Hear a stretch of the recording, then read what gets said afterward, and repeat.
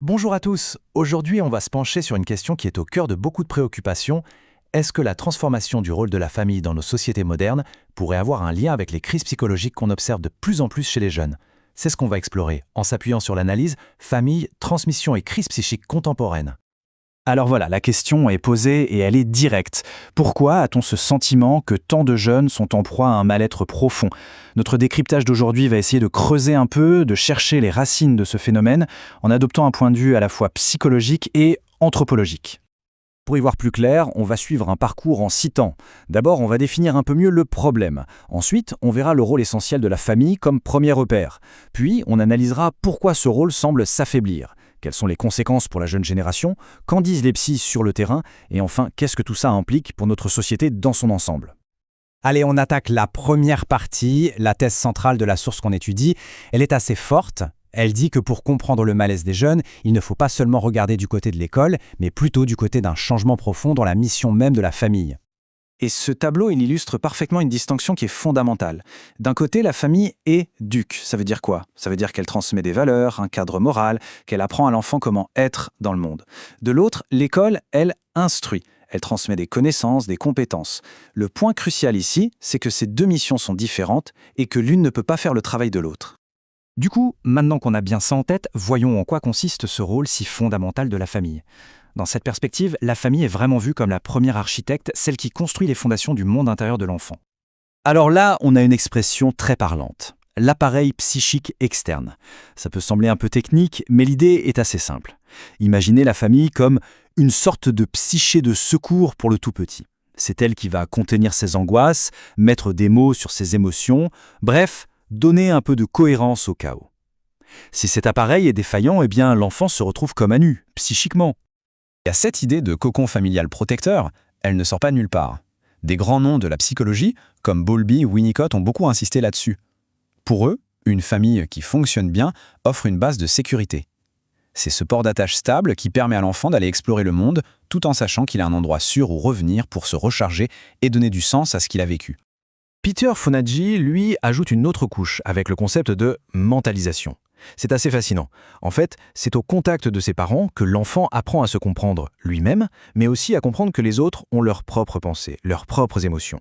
C'est rien de moins que le socle de l'empathie et de la capacité à créer des liens sains plus tard. On arrive maintenant au cœur du problème identifié par l'analyse, l'idée que la famille moderne aurait tendance à se retirer, à reculer face à cette mission éducative fondamentale. Et ce recul, il ne tombe pas du ciel.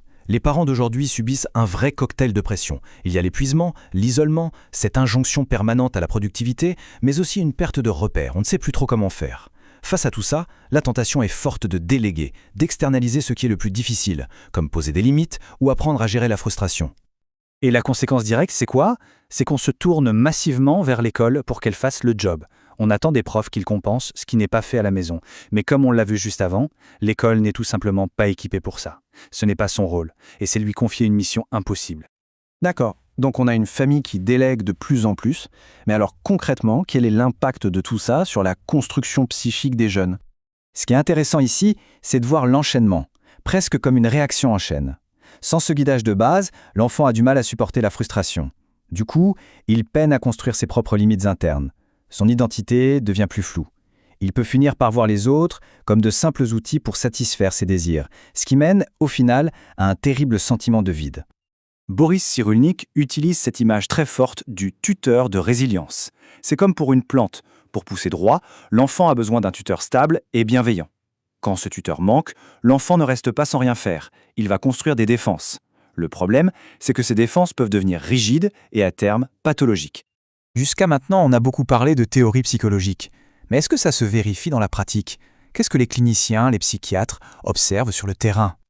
Eh bien, la tendance semble assez claire. On assisterait à une véritable explosion des diagnostics liés à un manque de structure interne. On parle de pathologie de la limite, toutes ces difficultés qui tournent autour d'un défaut dans la construction des frontières psychiques. Et quand on regarde la liste des diagnostics, c'est assez parlant. Les troubles de la personnalité borderline, les addictions qui commencent de plus en plus jeunes, les passages à l'acte, les troubles oppositionnels, mais aussi l'anxiété de séparation ou la dépression infantile. Derrière ces termes, il y a des souffrances bien réelles et très intenses. Et donc, Pour boucler la boucle, l'analyse relie toutes ces pathologies à une racine commune, ce fameux déficit de contenance dont on parlait au début. C'est comme si la personne n'avait pas pu intérioriser la capacité à gérer son propre monde intérieur. Résultat, ce monde intérieur finit par déborder de manière chaotique et souvent douloureuse. Pour terminer, prenons un peu de recul. Parce que ce qui se joue au sein de la famille, ça ne concerne pas que l'individu. Ça a des répercussions sur la société tout entière. En fait, la famille ne transmet pas que des règles ou des valeurs. Elle transmet quelque chose d'encore plus profond. Un sens, une histoire, ce que l'analyse appelle un grand récit. C'est ce cadre symbolique qui nous dit d'où l'on vient, ce que ça veut dire de vivre ensemble, et quelle est notre place dans le monde. Le problème, c'est que quand ce grand récit n'est plus transmis, ça laisse un vide. Et comme la nature a horreur du vide, ce vide va être comblé par autre chose.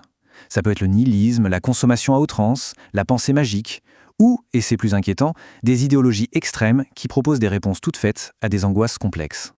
La conséquence ultime, elle est là. Sans cette histoire pour s'ancrer, pour donner un cap, l'individu se retrouve un peu comme à la dérive, sans plus trop savoir pourquoi il vit, ni même comment habiter pleinement sa propre existence. Et je vous lis cette citation tirée de la conclusion de la source parce qu'elle est très forte.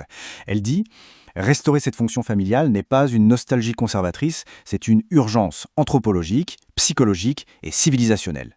L'idée, ce n'est donc pas de revenir en arrière, mais de prendre conscience d'une nécessité vitale pour notre avenir. » On termine donc sur cette question ouverte qui est immense.